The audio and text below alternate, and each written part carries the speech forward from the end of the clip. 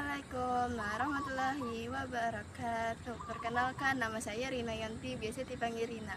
Saya dari Prodi Pendidikan Agama Islam, Fakultas Tarbiyah dan Ilmu Keguruan, NIM 251101242 dari Universitas Sultan Haji Muhammad Idris.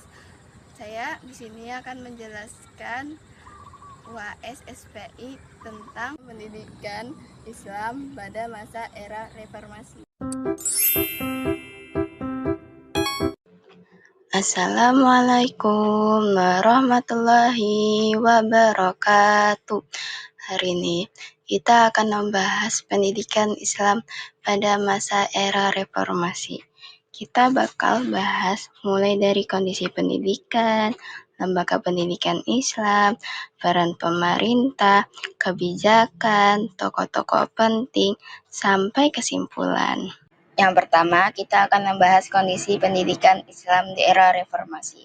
Jadi, pada masa era reformasi, tahun 1998, banyak mengalami perubahan signifikan seiring dengan perkembangannya zaman.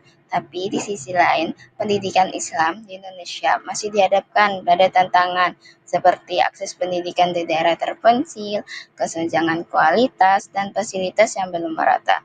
Makanya, muncul modernisasi dan digitalisasi, biar pendidikan Islam bisa tetap relevan dan di era modern. Tetapi dengan munculnya modernisasi dan digitalisasi menimbulkan dilema, karena tidak semua lembaga pendidikan Islam memiliki infrastruktur dan sumber daya manusia yang memadai untuk mengadopsi teknologi dalam proses pembelajaran. Selain itu, pada masa era reformasi, pemerintah mendorong kebijakan desentralisasi supaya madrasah punya kendali lebih dalam mengatur sekolah. Selanjutnya, kita akan membahas lembaga pendidikan Islam di era reformasi. Lembaga pendidikan Islam di era reformasi itu makin beragam dan ada 4 lembaga pendidikan, yaitu 1. STIT dan MI. Sekolah ini khusus untuk sekolah dasar berbasis Islam dan umum. Yang kedua, MTS dan MA. Sekolah ini khusus untuk pendidikan menengah Islam. Yang ketiga, pesantren. Ini merupakan lembaga pendidikan Islam tradisional yang menyediakan pendidikan dalam berbagai bidang. Dan lembaga ini tetap eksis sampai sekarang, bahkan makin berkembang. Yang keempat, ada UIN. Ini merupakan universitas yang menyediakan pendidikan Islam dan juga pendidikan umum di tingkat perguruan tinggi. Selanjutnya, kita akan membahas peran pemerintah. Di era reformasi, pemerintah lumayan aktif. Contohnya, 1. Mendirikan UIN. Ini adalah salah satu upaya pemerintah untuk meningkatkan kualitas pendidikan Islam di Indonesia. Yang kedua, pemerintah juga meningkatkan anggaran.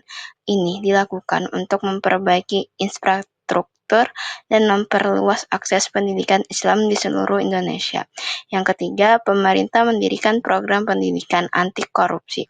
Ini bertujuan untuk meningkatkan kualitas pendidikan Islam dengan menawarkan kurikulum yang lebih komprehensif dan lebih terstruktur. Yang keempat, pemerintah mengembangkan sekolah Islam internasional. Hal ini dilakukan untuk meningkatkan reputasi pendidikan Islam di Indonesia. Yang kelima, pemerintah membentuk Badan Wakaf Indonesia. Hal ini dilakukan untuk meningkatkan peran wakaf dalam mendukung pendidikan Islam di Indonesia. Selanjutnya, kebijakan pendidikan Islam di era reformasi. Di masa reformasi, banyak kebijakan baru yang bikin pendidikan Islam makin maju. Pendidikan Islam makin maju. Contohnya, 1. Kurikulum menjadi lebih baik dan terstruktur.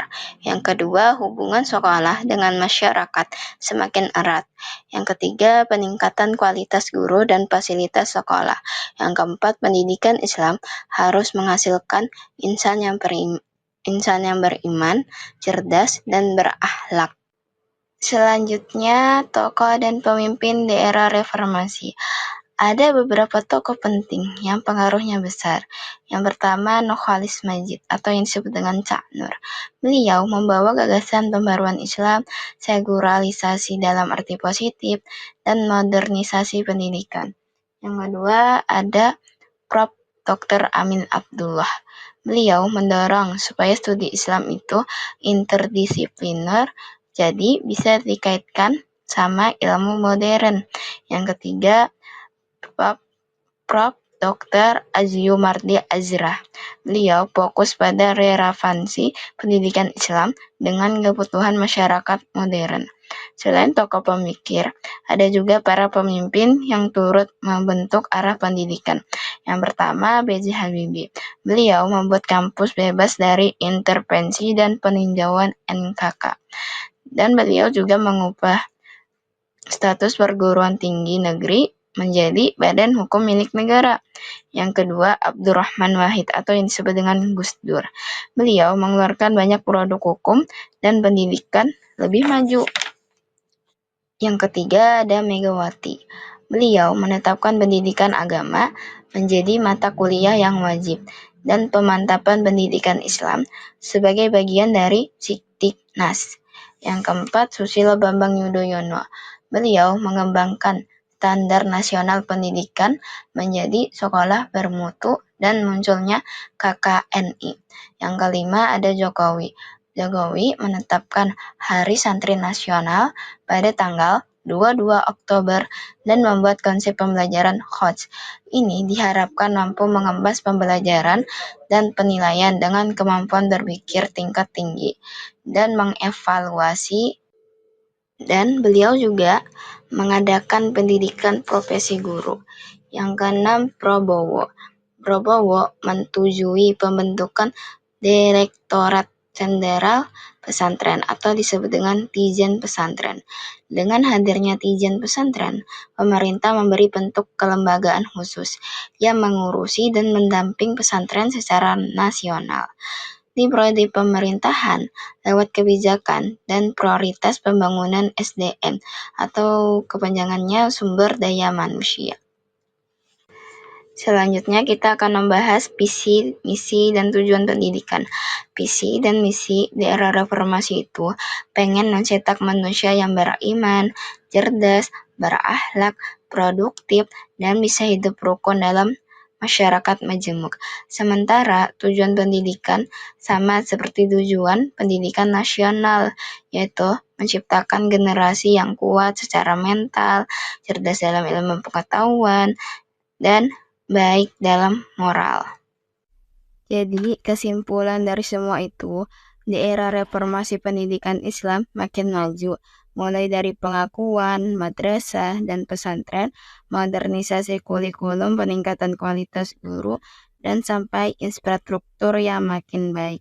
Kebijakan pemerintah dan gagasan para tokoh reformasi benar-benar bikin pendidikan Islam punya posisi penting dan diakui dalam sistem pendidikan nasional. Mungkin segitu saja yang dapat saya sampaikan. Mohon maaf jika ada kekurangan dalam penyampaian saya. Sekian dan terima kasih.